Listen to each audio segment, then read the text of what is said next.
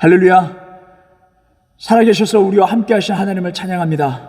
이 시간에도 우리를 함께 불러주시고 하나님의 말씀을 알아갈 수 있도록 인도하신 하나님을 찬양합니다. 우리를 불러주신 이유가 분명히 있을 줄 믿습니다. 이렇게 말씀 있게 하신 그 소망을 우리에게 주신 이유가 있을 줄 믿습니다. 그래서 발견해 나아가고 하나님의 뜻을 이루며 나아갈 수 있는 우리 모두가 되기를 바랍니다. 기도드리겠습니다. 하나님, 오늘 이 시간에도 우리를 말씀으로 인도하신 하나님의 뜻을 우리가 깨달을 수 있는 우리가 될 수 있도록 역사하여 주시옵소서. 지혜와 계시의 영을 허락하여 주시고 그 말씀대로 우리의 삶과 일치하는 삶을 이루며 나아갈 수 있도록 인도하여 주시옵소서. 예수님의 이름으로 기도드립니다. 아멘.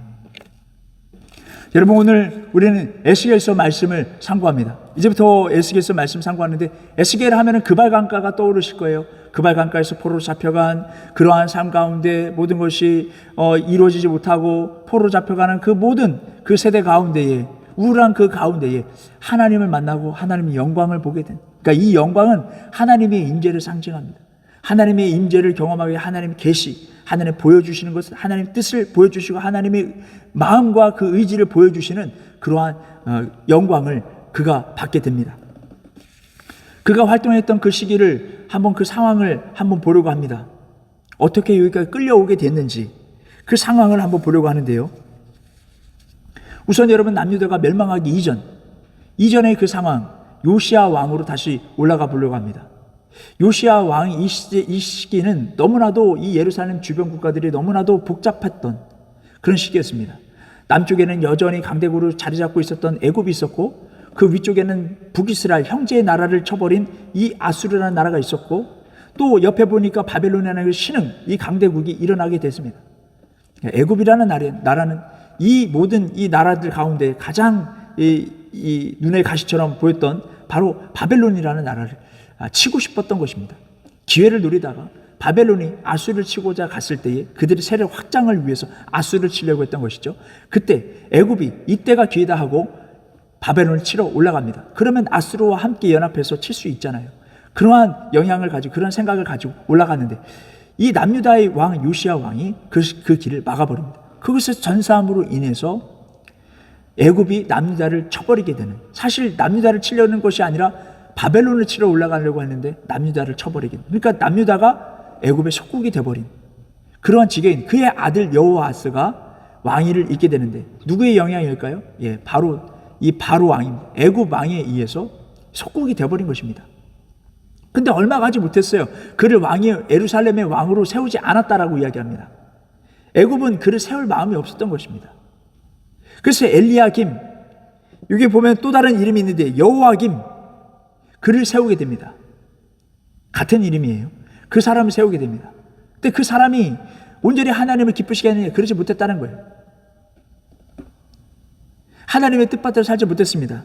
남아있었던 영성마저 다 깨뜨렸던 사람이 바로 이 여호와김, 엘리야김입니다. 예레미야에 있는 말씀 보게 되면 7장에 13장 16장에 또 26장 36장에 선지자들을 학대하고 죽이고 멸시하고 하나님을 멀리하고, 그러면서도 애굽의 영향이 있었지 않습니까? 그것을 또 반하고, 또 바벨론을 붙었다가 바벨론을 또 반하고, 이러한 말도 안 되는 그런 혼란 속에서 그 머물고 있는 영적인 그러한 영성마저 다 깨트려버리는 그러한 일들을 저질렀던 왕입니다. 그러다가 느부갓네살 이 바벨론에 그 배반했을 때, 바벨론을 멸시하고 그 배반을 반역했을 때, 그 시대에 그는 죽게 되고요. 그의 아들 여호와긴이 왕위에 오르게 됩니다.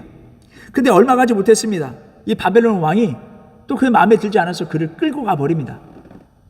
끌고 가 버리는 그 가운데에 그냥 끌고 간 것이 아니라 유다의 상류층도 이때 다 끌려가게 됩니다. 이때에 바로 오늘 말씀의 주인공 에스겔이 끌려가게 됩니다. 그 가운데서 하나님의 영광을 만나게 된 것이죠.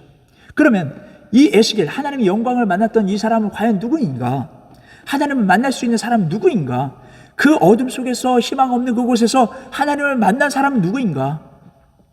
보게 되면 40장 43절에 있는 말씀 보게 되면 사독 계열의 제사장이라고 볼 수 있습니다. 사독이라는 사람이 등장해요. 이 사람은 솔로몬에게 기름을 부었던 제사장입니다. 크게 쓰임을 받았던 사람이죠. 그는 그 위에 조상을 보게 되면 어디까지 올라가게 되면 바로 아론까지 올라가게 됩니다. 역대상 24장에 있는 말씀 보게 되면 아론의 자녀들 그 가운데 엘리야사를 볼 수 있습니다. 여러분, 아론의 그 자손들 가운데 우리가 또 기억해야 될 부분이 있습니다. 누구냐면 나답과 아비후죠. 이 사람들에 대해서 말씀을 우리가 참 큰 교훈을 얻습니다. 우리가 예배드리는 매주마다 예배드리는 형식, 그 시간에 맞춰서, 그 예식에 맞춰서, 형식에 맞춰서 예배를 드리는 우리가 참 교훈으로 삼아야 될 말씀이기도 합니다. 그들은 자기 편한 대로, 자기 생각대로 예배를 드리다가 결국 죽고 말았습니다. 하나님은 엄격하신 분입니다. 근데 우리 생각은 어떻습니까? 늘 하던 대로, 그냥 편한 대로 이렇게 하면 되겠지, 저렇게 하면 되겠지 하는 그런 나답과 아비와 같은 그 마음들이 계속 일어나게 되어 있습니다. 그래서 우리가 하나님의 말씀으로 돌아오고 하나님의 말씀대로 살아갈 수 있는, 하나님의 말씀 변함이 없다고 말씀하고 있습니다.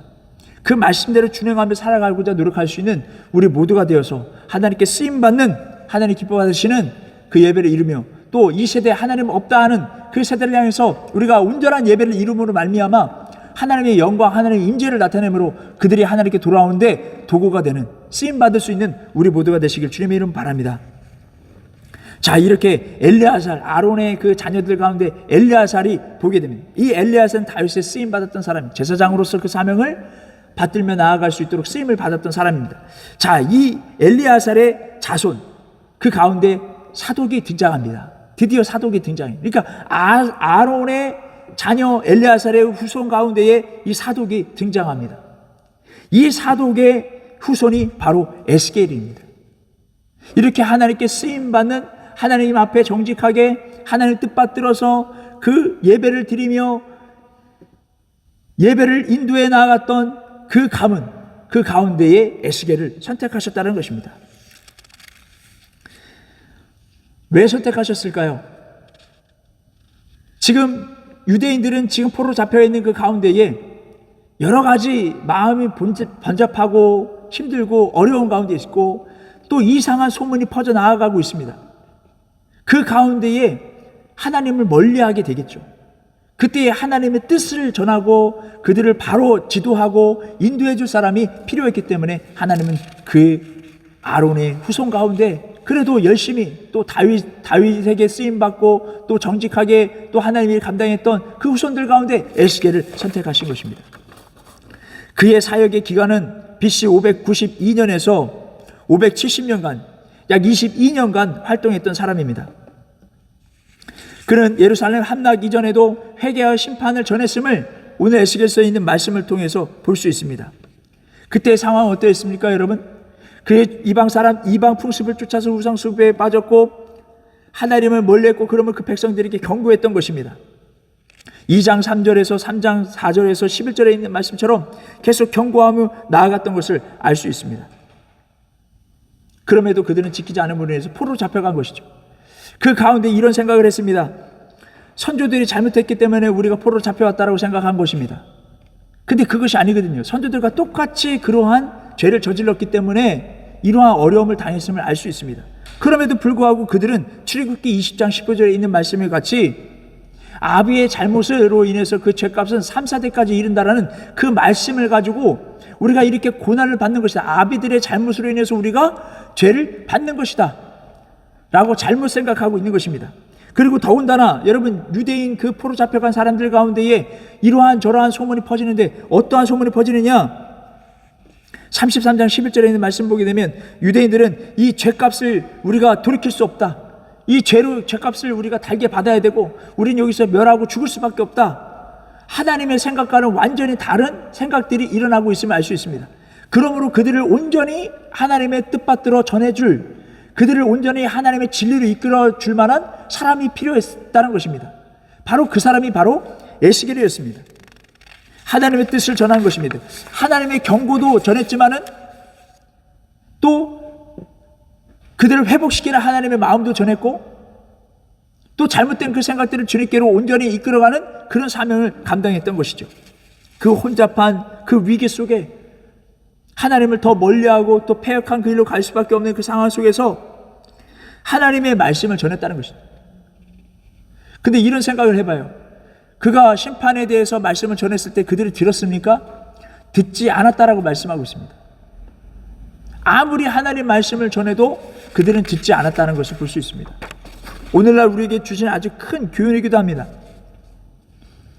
하나님의 말씀, 변하지 않는 말씀이 선포되고 있음에도 불구하고 듣지 않는 거예요. 내 생각이 중요한 거예요.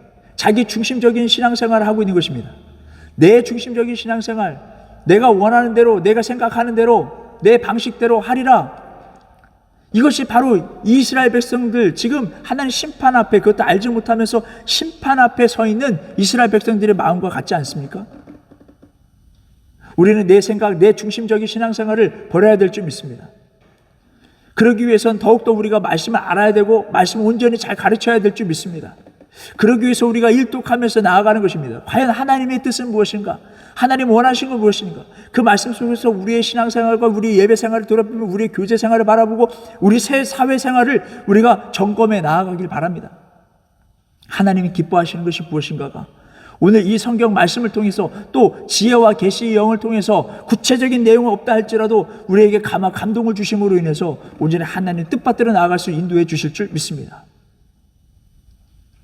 그러기 위해서는 그렇기 때문에 우리가 늘 언제나 무엇을 하기 전에 성령님의 인도하심을 구하는 것입니다.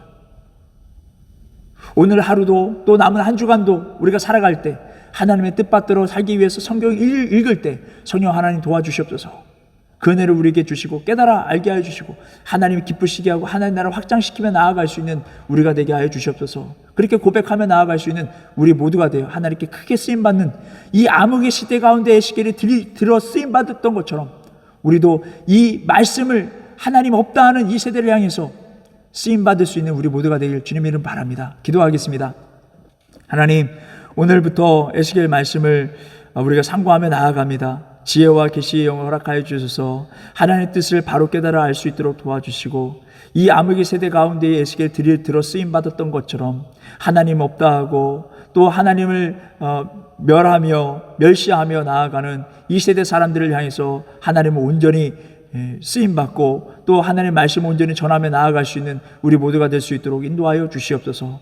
함께하여 주실 줄 믿사오며 예수님의 이름으로 기도드립니다. 아멘.